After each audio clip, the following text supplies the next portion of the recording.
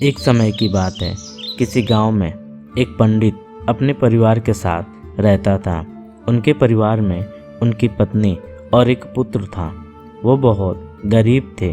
उनके पास कभी कभी खाने को भी नहीं होता था। पंडित की पत्नी बहुत दुष्ट और चालाक थी, इसीलिए वह रोज पंडित को भिक्षा मांगने जाने को कहती थी, पर पंडित उसकी एक नहीं सुनता था और घर में राम नाम के नाम से जाप करता था। पत्नी के रोज रोज लज्जित करने पर पंडित एक दिन सुबह सुबह उठा और अपने पोती पत्रा उठाया और दूसरे गांव में चल दिया। चलते चलते वो घने जंगल में पहुंच गया और अंधेरा हो गया। पंडित वहां एक बड़ा सा पीपल के पेड़ के नीचे बैठ गया और राम नाम जपने लगा। सुबह होने पर जब उठा तो पास के सरोवर पर स्नान करके वो आगे चला और दूसरे गांव में पहुंच गया। गांव वाले उससे ना तो कोई कथा सुनना चाहते थे और ना ही कोई उससे भिक्षा दे रहे थे। वह पंडित दुखी होकर घूम फिर कर फिर उसी पीपल के पेड़ के नीचे आकर बैठ गया। पीपल की जड़ में विशाल सांप का बसेरा था। वह पीपल का पेड़ बहुत विशाल था। उस पेड़ की जड़ में एक विशाल काला सांप रहता था। उस पंडित ने सोचा कि मेरी कथा तो कोई सुनता नहीं, क्यों ना यह कथा मैं पीपल के पेड़ को ही सुना दूं। यह कहकर पंडित अपनी कथा सुनाना शुरू कर देता है। कथा खत्म होने पर पेड़ के नीचे से एक काला नाग निकला और उस पंडित को एक सोने का सिक्का देते हुए बोला, तुम रोज यूं ही यहाँ आकर मुझे कथा सुनाया करो, मैं रोज तुम्हें एक सोने का सिक्का दूंगा। यह बात तुम किसी को भी मत बताना, तुम्हारे सब दुख दूर हो जाएंगे। पंडित काले सांप की बात मान ली। पंडित रोज ऐसा ही करता। सुबह उठकर नहा धोकर अपने पोती पत्रा लेके वह पीपल के पेड़ के नीचे पहुंच जाता और वहां बैठकर कथा सुनाता।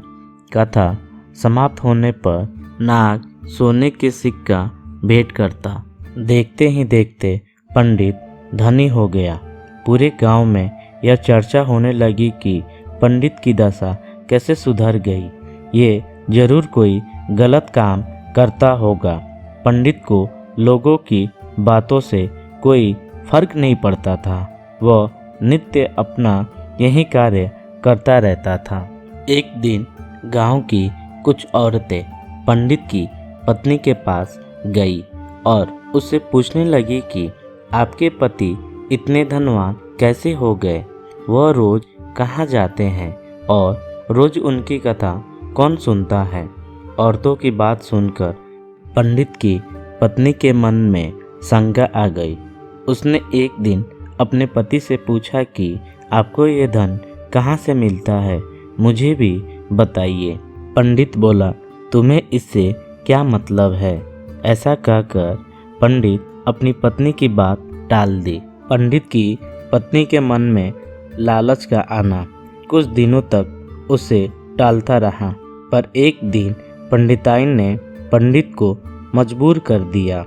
पंडित मजबूर होकर उसने अपनी पत्नी को नाग की सारी बात बता दी, जिस वजह से उसकी पत्नी के मन में लालच आ गया और पंडित के खाने में नशे की दवा मिलाकर उसे खिला दिया और अपने बेटे से बोली, बेटा उस पीपल के पेड़ पर जाओ और नाग को मारकर सारी संपत्ति ले आओ। पंडित का लड़का अपने पिता का पोती पत्रा लेकर वहां गया और पीपल के पेड़ के आगे बैठकर कथा सुनाने लगा। कथा पूरी होने पर वह नाग बाहर आया और उसको सोने के सिक्का देने लगा। तभी पंडित के लड़के ने कुल्हाड़ी से नाग पर वार कर दिया, जिससे नाग की पूंछ कट गई और नाग भी पलटकर लड़के के पैर में डस दिया, जिससे लड़के की मौत हो गई।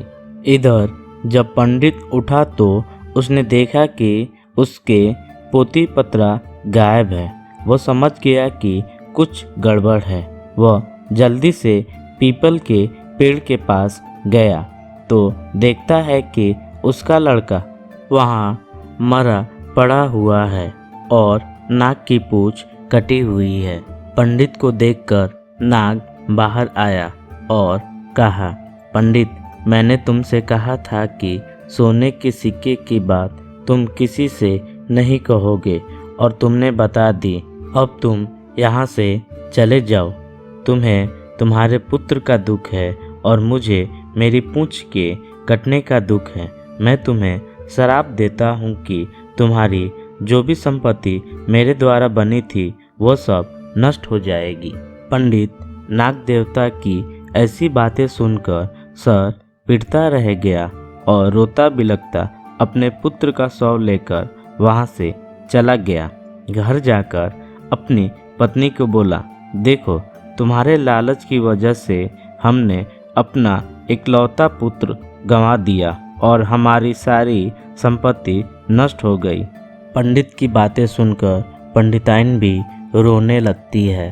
तो मेरे प्यारे दोस्तों, इस कहानी से हमें यह सीख मिलती है कि लालच एक दलदल है जो व्यक्ति को विनाश की ओर बढ़ा देती है। तो दोस्तों, कैसी लगी आपको आज की हमारी कहानी? कमेंट में हमें ज़रूर बताएं। और ऐसी रोमांचक कहानी सुनने के लिए आप हमारे चैनल को लाइक कीजिए, सब्सक्राइब कीजिए।